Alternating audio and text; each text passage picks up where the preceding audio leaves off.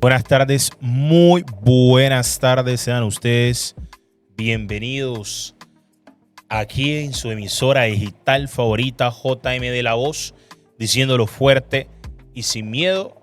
Nos encontramos hoy en este programa especial Mitos y Leyendas que hablan en el marco del Festival de las Memorias Étnicas Chocuanas, Narrativas Orales, que está realizando la Biblioteca Pública Departamental Arnoldo de los Santos Palacios. En este panel nos acompañan jóvenes de procesos de la biblioteca y de JM de la Voz, y con ellos estaremos conversando sobre mitos y leyendas chocuanos. Muy buenas tardes. ¿Cómo van ustedes en esta tarde de hoy? Perfecto. Susi, nos gustaría que pudieran comentarnos un poquito sobre el festival antes de que le metamos mano a esto de los mitos.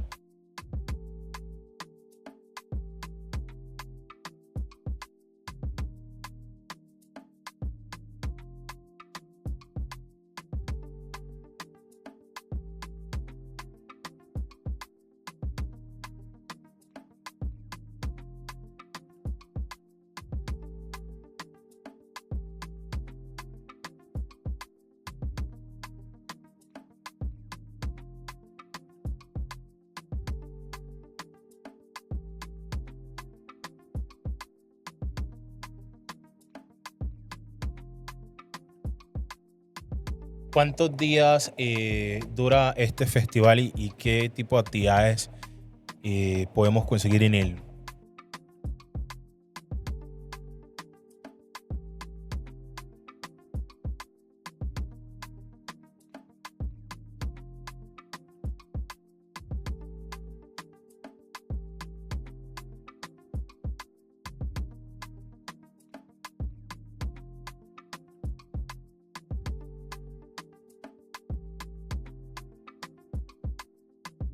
Excelente, ya ustedes saben, ahí está la agenda.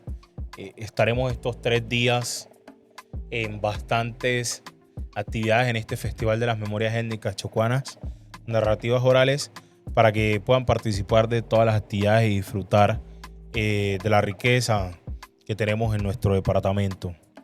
Le invitamos a nuestros jóvenes del panel a que se presenten y nos comenten un poquito de quiénes son y cómo se sienten en este espacio que tendremos hoy. Ok, hola, mi nombre es Jaime Christopher Moya Murillo, tengo 13 años y la verdad sobre los mitos y leyendas es un tema que conozco poco, pero podría diferenciar ciertas historias de historias normales y de estas dos categorías, ¿cierto? Por ejemplo, podría estar La Llorona, El Silbón, etcétera. Buenas tardes, mi nombre es Tania Yali Cuesta Cabrera, tengo 14 años de edad y pues me interesa y me atrae mucho este espacio porque aunque como lo dijo mi compañero Christopher sé muy poco sobre lo que son los mitos y leyendas, puedo y soy capaz de diferenciarlos y sé cuáles representan nuestro departamento en especial. Tardes, mi nombre es Violet Maturana, tengo 13 años y sobre este espacio me gusta mucho porque puedo aprender sobre de muchas mitos y leyendas que no sabía, incluso no he conocido muchos, apenas he escuchado algunos que son como creencias de nuestros antepasados o algo así, pero por lo general hay algunas personas que creen que son falsos y otras que son reales y quiero compartir algunas de esas opiniones con mis compañeros. ¿Qué tanto saben ustedes sobre mitos y leyendas? Como lo dije antes, sé bastante poco, pero podría lograr diferenciarlas. Según lo que tengo conocido hasta el momento, son ciertas historias algunas basadas en hechos reales sobre diferentes culturas, tradiciones y cosas que pasan normalmente en el día a día, cosas que normalmente le pasaban a nuestros ancestros. Y con estas historias se van pasando así de generación en generación.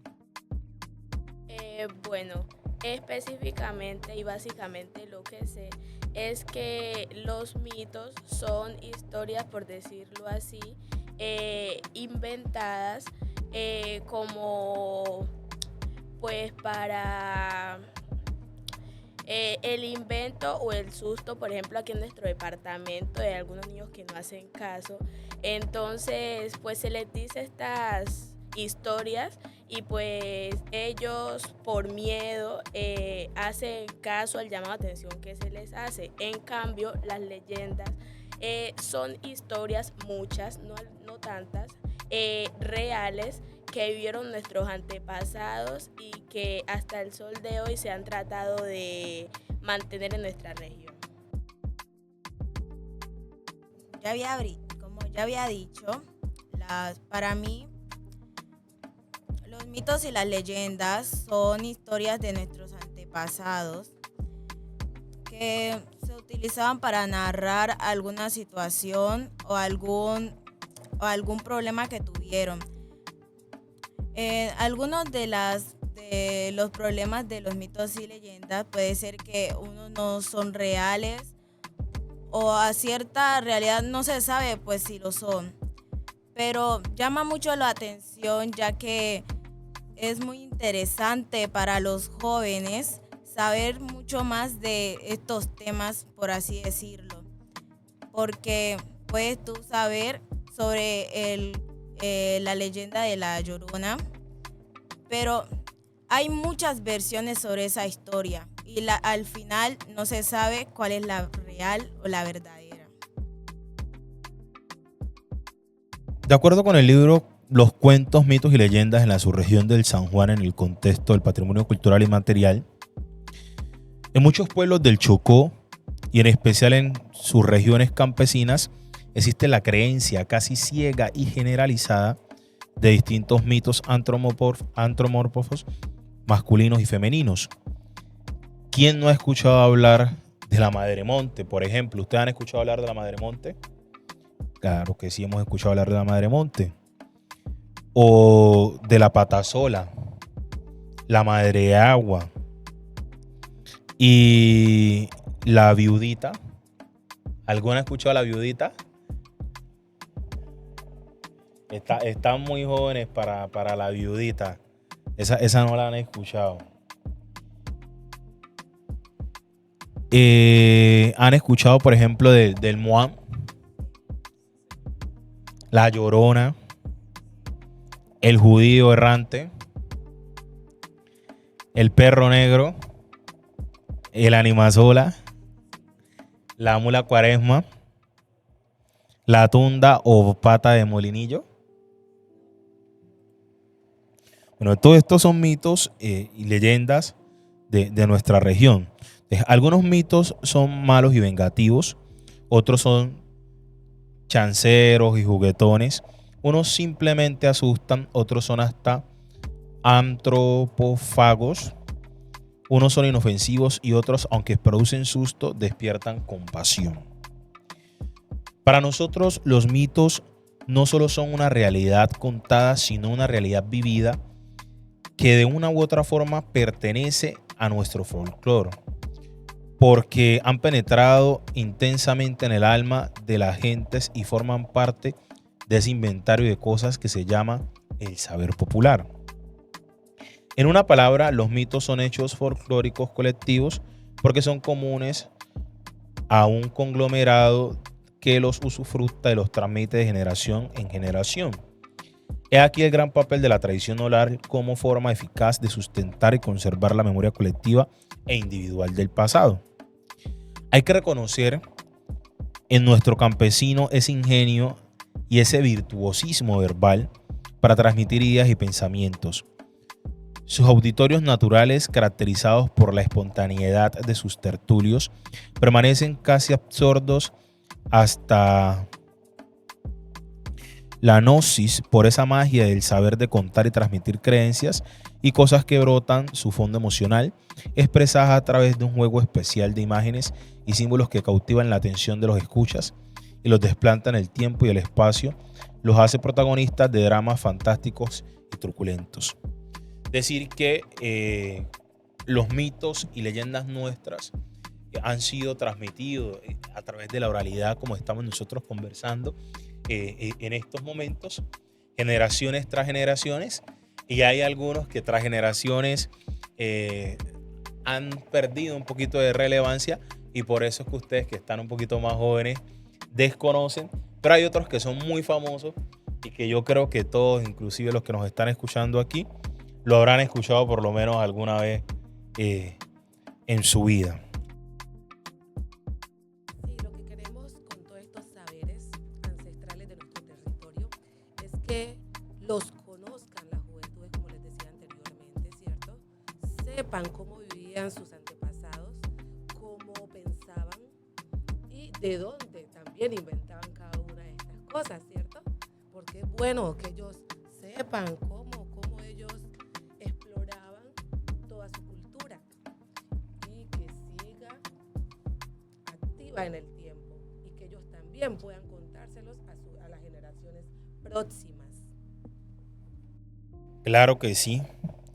Entonces, por aquí también tenemos la definición propia nuestra de lo que es un mito.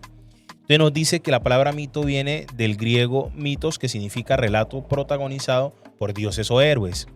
Otra definición es el conocimiento de las religiones primitivas, que nos acogemos a la definición del antropólogo chocuano John Eber Valencia, sacerdote, quien lo define como el gesto o la palabra que circunscribe y traduce un acontecimiento humano, un suceso, un hecho de sexualidad, maternidad, juventud, muerte e inacción.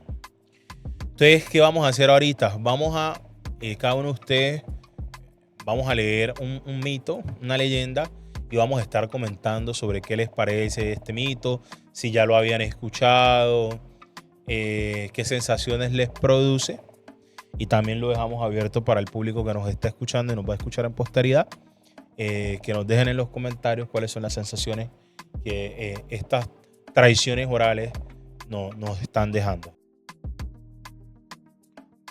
Vamos a arrancar.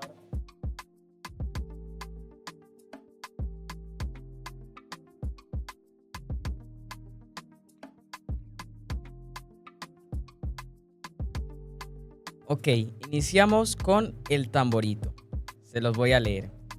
Es un pez cuya forma no es la más agradable. Habita en el mar y en el río. Y de acuerdo al contexto de su cuerpo, su cuerpo varía de la siguiente manera.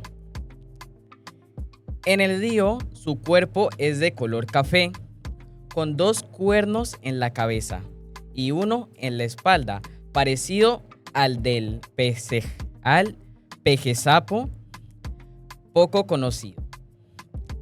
Al contacto con el aire se infla y su piel se coloca dura como la del sapo. En el mar es de color gris. Se le conoce como tamborero. Su cuerpo es redondo, parecido a la figura de un guacuco. Su forma es diminutiva. Su tamaño es diminuto. Mide aproximadamente 6 centímetros de largo por 3 de espesor. Su cuerpo lleno de chuzos y muy parecido al pez globo. Se infla al contacto con la superficie. Este pez se coge vivo sin maltratarlo, pero se le hace enojar dándole golpecitos en el cuerpo, con los cuales él se va inflando. Cuando llega a la plenitud de este proceso, se le mata y se le extrae el hígado. Este diminuto pez ha sido llevado a la mitología chocuana, creado por los indígenas y asumido también por los afrodescendientes. La condición totémica de este animal encarna una hechicería o magia de las más temibles y su condición de mito ético radica en la prohibición de encierra, respetar cultivos y linderos ajenos para no merecer el castigo. El proceso mágico se realiza con el hígado de este animal, el cual después de seco o ahumado se tuesta y se convierte en un polvillo. La víctima lo recibe con engaños en las comidas, pero especialmente en las bebidas. En estas, quien lo va a suministrar coge con la uña lo que allí le quepa. Con disimulo lo echa en el trago y siempre existe un intermediario o cómplice para suministrarlo. La persona a quien le colocan el tamborito no se cura jamás, descansa cuando muere.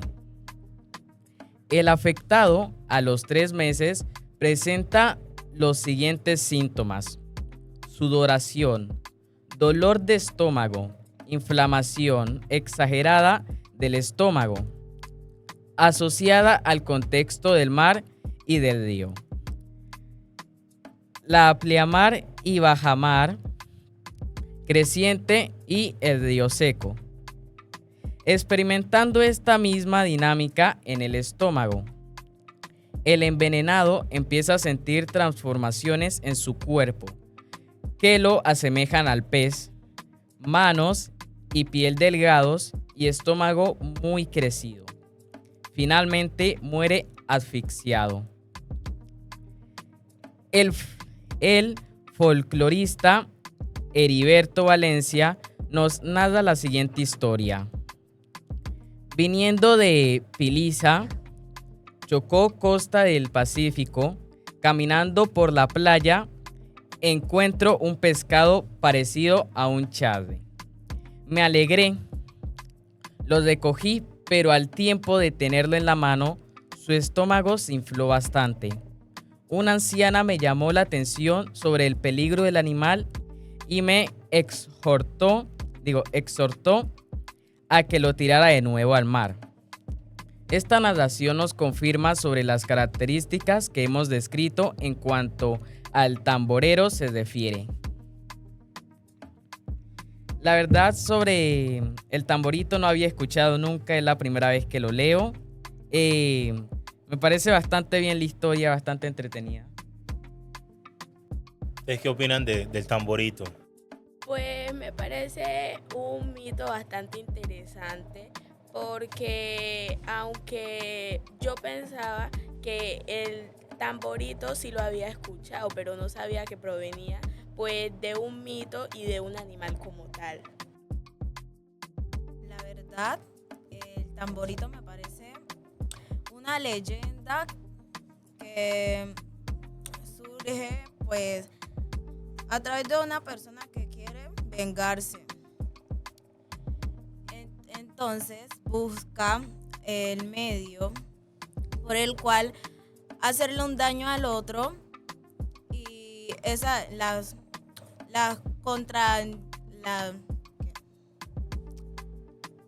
pues los daños y las causas que recibe en el cuerpo de la persona no son tan aceptables. Al final se puede ver que la persona termina muriendo referente a esto. Pero la verdad, a mí me parece una historia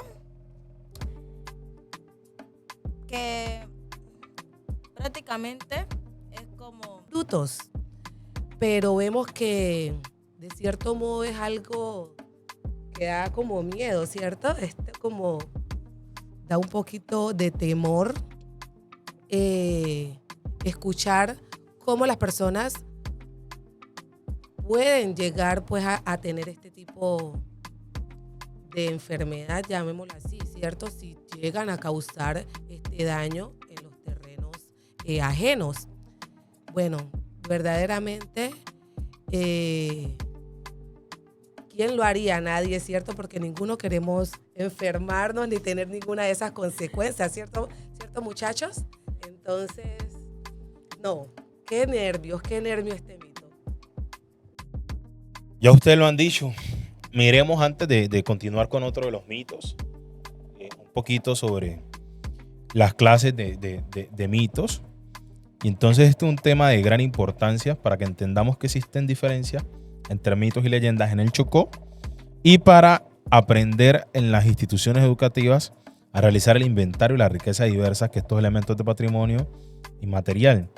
Así que encontramos las siguientes clases de mitos. Tenemos mitos teogónicos, que son historias de dioses, por ejemplo, los de la cultura griega. Tenemos mitos cosmogónicos o de creación, que cuentan historias sobre la creación del mundo.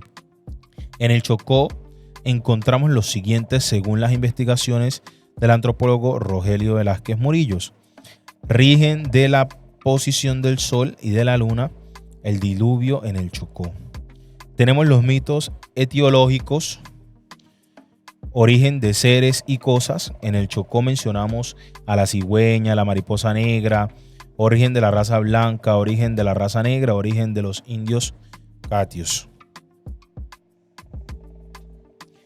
Y tenemos los éticos y morales, que contienen prohibiciones y principios de comportamiento. Casi todos los mitos chocuanos se ubican en este género. Citamos el tamborito, que acabamos de escuchar de parte de ustedes, la sirena, entre otros. Ahora vamos con otro mito, de acá que nos lo va a leer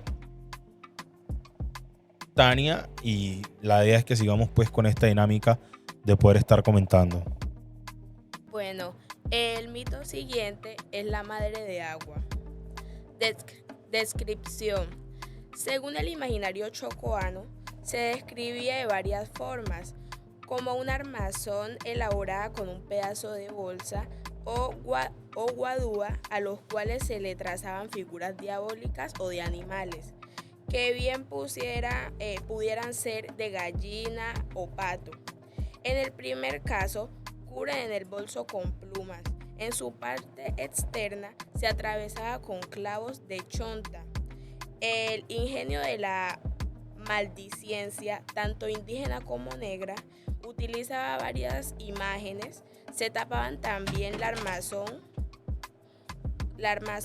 con hojas que envolvían en un costal. Le colocaban cabello de india o simulaban una cabeza utilizando para ello cabecinegro, y le introducían un papel con el nombre de la víctima y con la invocación del espíritu del demonio. Le infundían vida. Otros utilizaban con un sombrero viejo. Una segunda opción de la madre de agua era la de un animal como gato, perico, guagua o tortuga. Se mandaba y el ser insertado o el animal se movía contra la corriente una vez colocado el secreto o conjuro. Si la persona estaba en su casa, se desesperaba por embocarse e ir al río. Era perseguida especialmente y tenía atrapada con los bejucos que tenía el armazón en forma de cola, y era ahogada. Aun cuando estuviera en el lugar poco profundo, a los 3 días aparecía flotando con el abdomen seco, a diferencia de otros ahogados. La corona del dedo corazón comida, algunos con rasguños notables en la nariz y en los dedos de los pies perforados. Con estas señales, quien enviaba a la madre de agua se satisfacía con su malévola hazaña. En el primer caso de los animales, estos se dejaban ver incitando a las personas a cazarlos y luego desaparecían, hasta llevar lejos las embaraciones. Hay que anotar que la madre de agua iba dirigida a una persona en especial, y si a cabo de un mes no la conseguía, rondaba las aguas y atacaba a quien encontraba. La cosmovisión indígena aplicaba este mito lo malévolo, justificando la defensa de su territorio, los negros cobrando venganza por problemas personales y otros por envidia. Algunos mayores decían que existían formas de retirar este mito malévolo, elaborando una flecha de balso envenenada y poniéndole un secreto antes de colocársela al lado. Hecho el experimento, se desplaza a otro lado. Carmelo Rentería narra un episodio que dice haber conocido al respecto el de Cari Cortado y Celi Molloreda, a quienes los ahogó una madre de agua. La madre de agua no se acercaba a los lugares donde se producían caña brava, pues con una flecha de esta palma serán destruidas. César Augusto Murillo Valencia, músico que ha recorrido muchos lugares del pueblo chocoano, nos refiere un caso en el que plantea que la madre de agua puede tomar forma humana. Le tocó vivir en un pueblo del Chocó. Vi una madre de agua en forma de niño, el cual simulaba que se ahogaba. Todas aquellas personas se tiraban a auxiliarlo, se ahogaban también. Son varias las historias que publicaremos en esta investigación. El profesor Armodio Elías Chaverra, natural de Yuto, cabecera del municipio de Atrato, nos narraba dos anécdotas que dicen haber vivido. Una primera anécdota la viví cuando cursaba quinto de primaria. El río estaba crecido y algunos muchachos nos bajábamos a pescar. Habíamos oído comentar sobre la madre de agua. La canoa más cercana estaba amarrada y nos acomodamos en la patilla. Echamos el anzuelo para capturar peces y de pronto vimos una tortuga grande. Cuando un compañero se acostó en la patilla para echarle mano, se sumergió y se retiró muy lejos. La seguimos y nos estaba haciendo perder el hilo hasta que se sumergió y hundió a nuestro compañero a lo profundo del río. Era ya mayorcito cuando íbamos con mi padre hacia la mina del Chagratará, que queda en la quebrada del mismo nombre, lo cual desemboca en el río Atrato. Éramos aproximadamente 10 personas narrando cuentos y anécdotas, navegando con el río Reputando. Llegamos al lugar donde vivía el señor Eloy Palomeque. Miramos el río afuera y vimos una guagua grande. Mi papá nos ordenó cruzar la canoa y en toda la mitad del río, a poca distancia del animal, cogió la palanca de recatón para chuzarla, pero cuando sintió presencia humana se zambulló y se alejó hacia un peñascoso donde la corriente era brava. Cada que mi padre intentaba cogerla, se alejaba y nos fue sacando a río abierto hasta que al fin se quedó en un remazo del río. El señor Seferino, que ya venía bajando y vio el suceso, le gritó a mi papá: váyase a su mina, que eso es una madre de agua que viene desde Lloró y no ha encontrado a la persona indicada para el maleficio. Hay muchas historias alrededor de la madre agua. Yo he escuchado varias también. Por ejemplo, yo me acuerdo en algún momento de mi vida, mi papá me contaba que a un hermanito le habían puesto una madre de agua y que ellos veían como una sirena, porque la madre de agua toma diferentes formas dependiendo de las personas que se lo pongan. Ahí decía que es como un tipo de maleficio. Entonces, que hablábamos ahorita que, por ejemplo, en el caso del tamborito, que a veces gente en venganza manda a poner estas cosas. Y entonces que se aparecía como en forma de sirena y que cuando uno va al agua, justamente es ahí cuando ataca. Y el hermanito mío, afortunadamente, lo pudieron sacar antes de que la madre agua se lo llevaran. Son muy pocos los casos realmente en que las personas sobreviven a esto, porque lo que hace es que se forma como un remolino y ese remolino se traga a las personas y no aparecen más. Es cuando que mueren ahogados, que el cuerpo no apareció, lo más probable es que haya sido una madre agua que se lo haya tragado. Que esa es la peculiaridad pues, que tiene frente a casos de personas que mueren ahogados, porque el cuerpo aparece, en algún lado aparece el cuerpo, pero ya cuando se trata de este mito de la madre agua, no vemos más esos cuerpos. Se fuma, el agua se los traga y entonces ahí es cuando hablamos que le pusieron una madre agua. ¿Qué opinan ustedes? Bueno, opino que la verdad es bastante interesante todo este tema, ¿cierto? Sobre la naturaleza, la madre agua y eso. Pero sinceramente yo había escuchado otra historia, otro argumento sobre este mito, esta leyenda, digamos, ¿cierto? Que era sobre una chica que también se podía transformar, como usted había dicho, se podía transformar en diferentes personas dependiendo de los gustos de las personas que se encontrara, ¿cierto? Había escuchado que ella se llevaba a las personas que no cuidaban el medio ambiente, que tiraban basura eh, a la naturaleza, a los ríos y todas esas cosas que tienen que ver con el agua, ¿cierto? Entonces, ella lo que hacía era prácticamente matar o desaparecer a esas personas para que dejaran de andar ensuciando el medio ambiente. Y creo que eso es también para asustar a los niños, para que aprendan a cuidar el medio ambiente, a no tirar basura y a ser mejores personas. Naturalmente yo ya había escuchado sobre el mito por parte de mi familia materna, especialmente mi abuela, que ella cada que tiene la oportunidad que tocamos estos temas, me dice que tuvo un hermano que también casi se lo lleva una madre de agua. Ella especialmente nos dice que fue porque se enamoró de una indígena y como se lo iban a llevar lejos, pues le envió la madre de agua y lo quería coger. Entonces eran mitos que naturalmente yo no le creía a mi abuela. Yo decía, no, pero eso es mentira. Pues ahorita pues me atrae un poquito más el tema y, o sea, ya sé que lo que pasó sí es verdad y que, como dijo el profe, son muy afortunadas las personas que logran salir con vida de estas hazañas.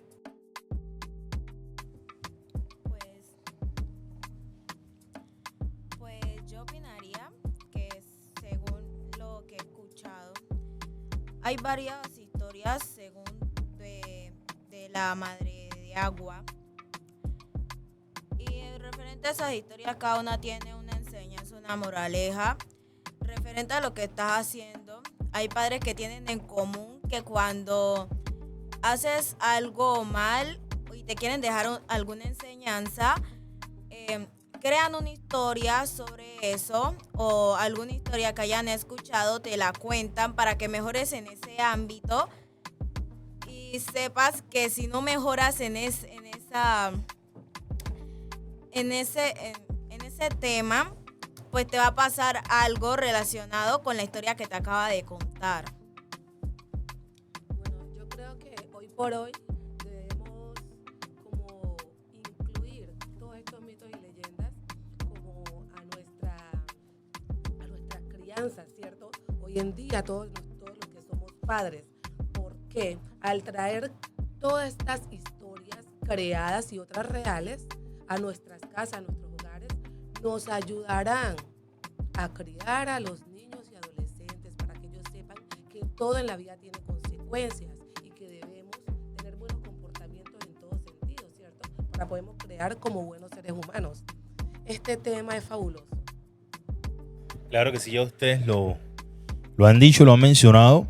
Ahora vamos a leer una leyenda, pero antes de proceder con la leyenda, veremos aquí lo que es una definición de las leyendas. Entonces nos dice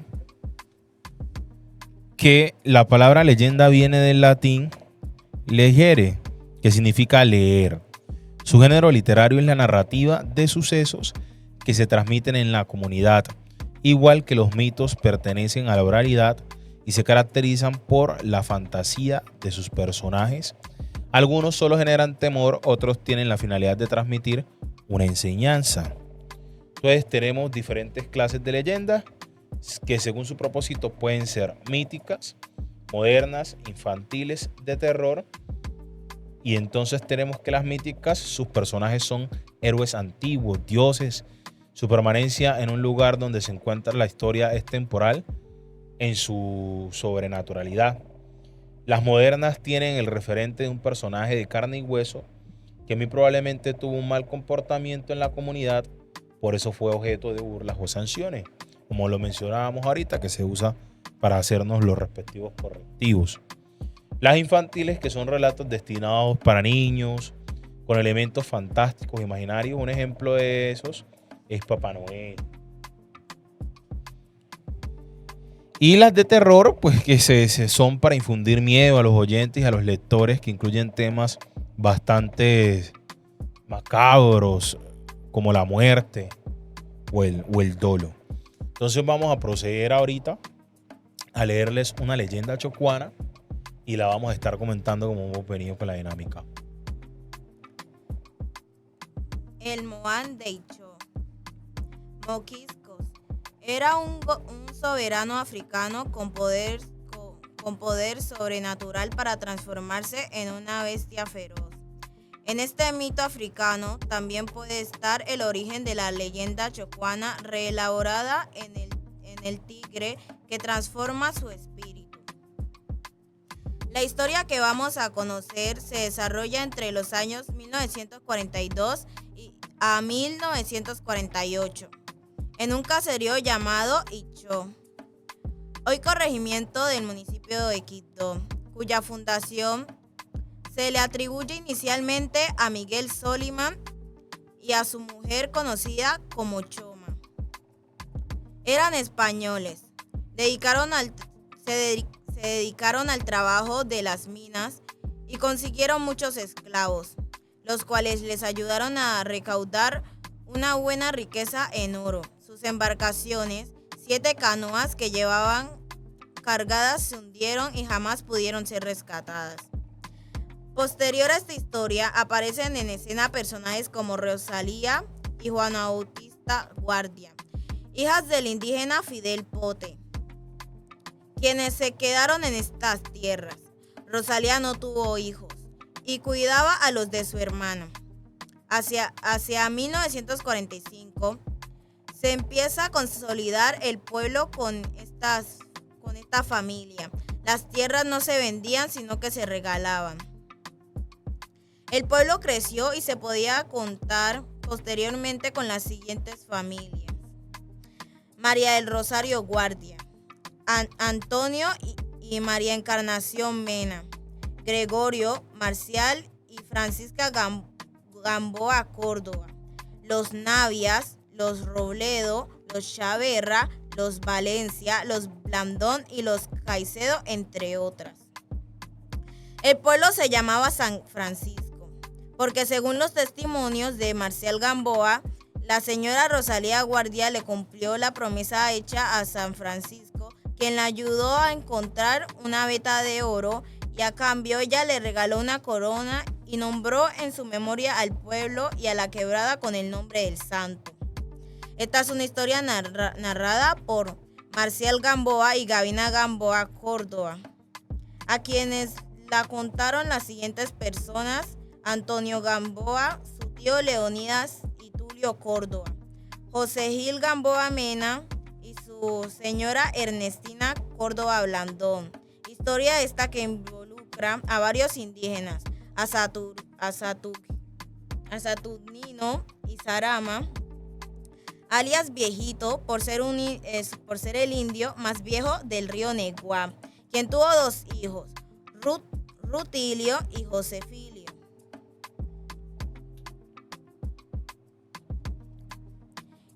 Y Sarama, ubicados el padre en la comunidad indígena del Tigre, río Icho, y Josefilio, ubicado en la del Guamo, arriba de Negua. Viejito crió y domesticó un tigre y lo puso a su servicio para que cazara animales como guagua, guambe, pava, guatín, etc. Para el alimento de la familia, entre el ir y venir, el animal se fue al monte con el hijo de Viejito, Josefilio. Hombre raro, que no se dejaba ver la cara tapándose con un sombrero muy grande.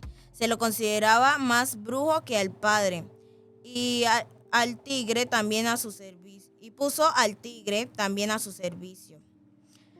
Pero le regaló su espíritu del mal, el cual habitó desde ese momento en el tigre hasta que fue asolando la región y empezó a comerse cuantas gallinas, perros, cerdos, tanto de los indios como de los liebres.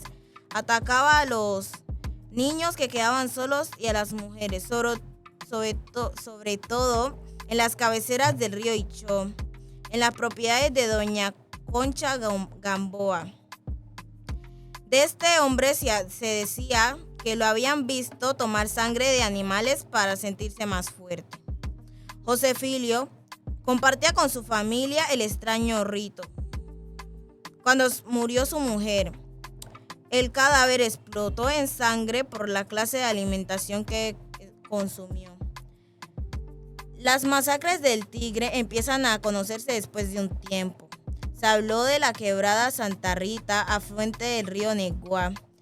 En una choza de La Palma donde vivía una familia de 4 personas, allá atacó al señor Sandalio Baloyes, mocho de un brazo.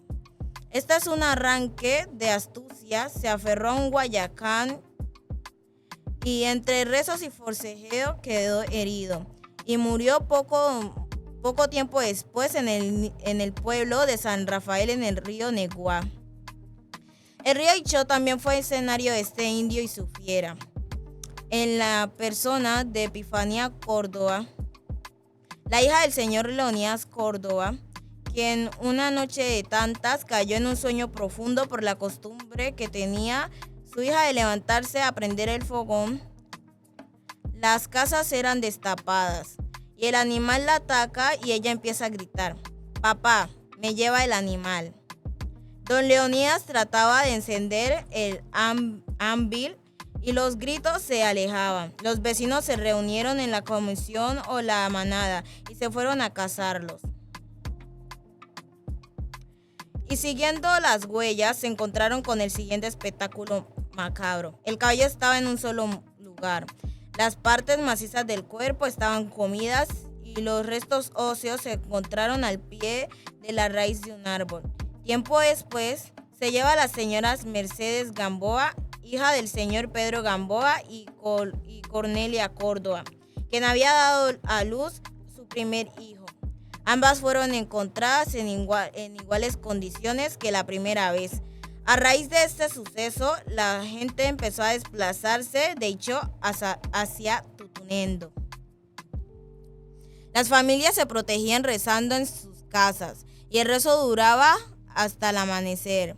Las autoridades del orden aplicaban medidas tales como el cierre de puertas desde las 6 de la tarde para que nadie saliera de su casa. Cuenta doña Ezequiela Urrutia de Castro, quien trabajó como docente en el lugar, que antes de entrar al pueblo todos debían bañarse en la quebrada Chaparraidó, donde se encuentra una exuberante caída de agua y los chorros de esta debían caer en la cabeza para protegerse de los ataques del Moán.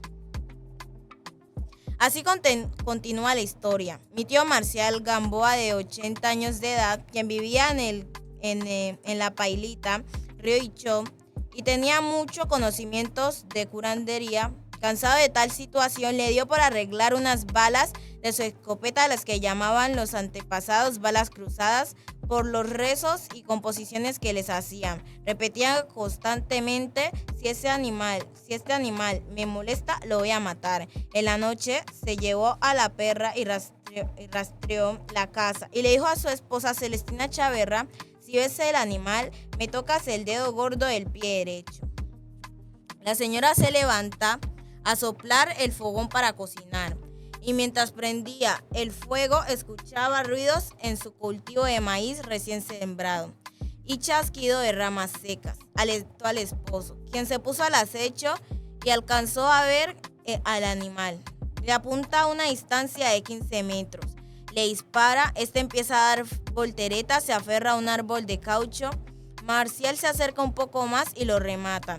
Los vecinos llegaron con lanzas y escopetas. Ya estaba muerto. Ante la imposibilidad de cargar al animal para llevar la evidencia a Quito, Marcial Gamboa decidió cortarle una mano al tigre y la llevó donde el intendente, quien solo le miró y le hizo algunas preguntas y lo devolvió con 20 reales. La paz y la tranquilidad volvieron a la zona. El cuerpo del Moán de Ichó fue objeto de velorio por parte de toda la gente de la zona.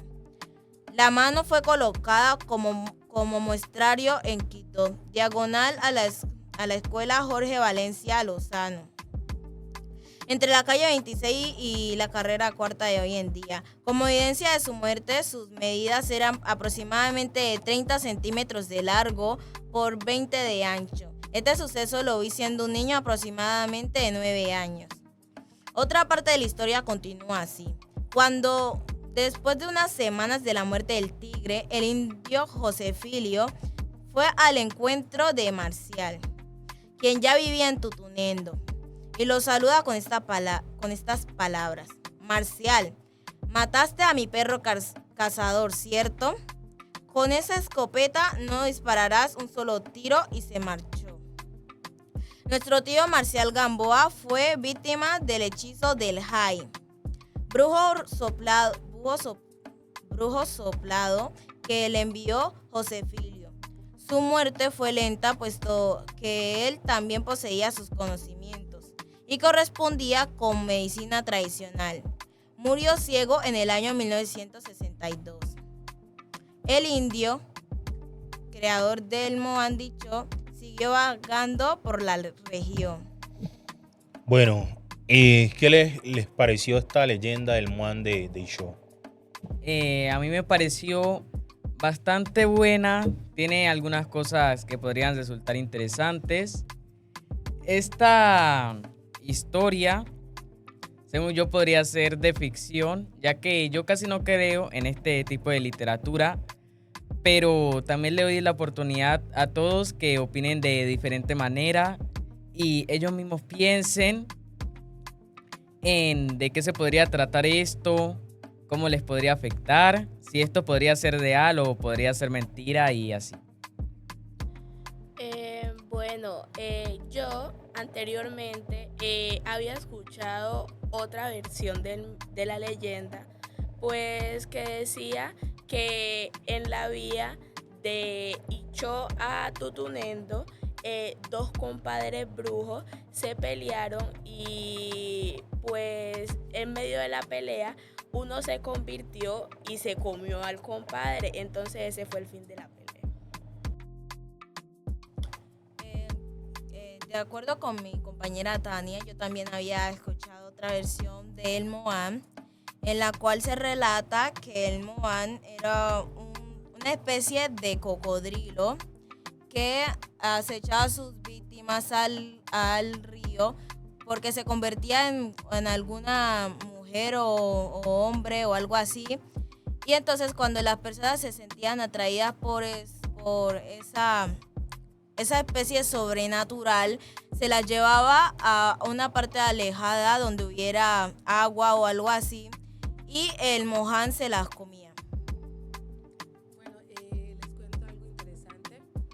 En mi niñez, cuando se iba mucho la energía acá en el territorio, nos poníamos a cantar así temprano, 7 de la noche, 6 de la noche, con los vecinos, y los que eran más adultos nos contaban estas historias. Entonces yo crecí con esta historia del Moanquichu. Les cuento que esta era la que me daba más miedo. Entonces cantábamos Cocorobe, Cocorobe, y nos contaban esta historia. Hasta ahora, ya grande, todavía le tengo temor a esta historia del Moanquichu. Bueno, eso ha sido todo por hoy en nuestro encuentro de Memorias Encantadas, mitos y leyendas que hablan, en el marco del Festival de las Memorias Étnicas Chocuanas Narrativas Orales, que está realizando la Biblioteca Pública Departamental Arnoldo de los Santos.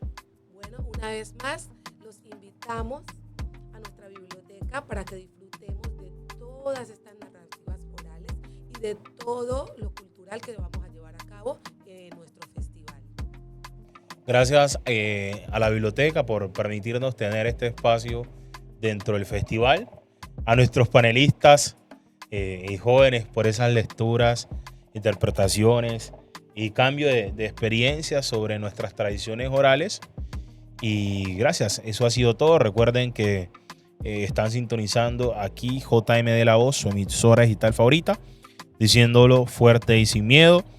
El festival dura 3 días, a gozar, a disfrutar de todas las actividades que este festival tiene para ofrecernos. Nos estamos viendo en el camino. La oralidad es resistencia. Cuando la palabra se cuenta, la memoria se levanta. La voz de los abuelos y las abuelas es un libro abierto que nunca se cierra. Las narrativas orales son el eco de nuestros ancestros que resuenan en cada generación. Un pueblo sin oralidad pierde su memoria y un pueblo sin memoria pierde su identidad.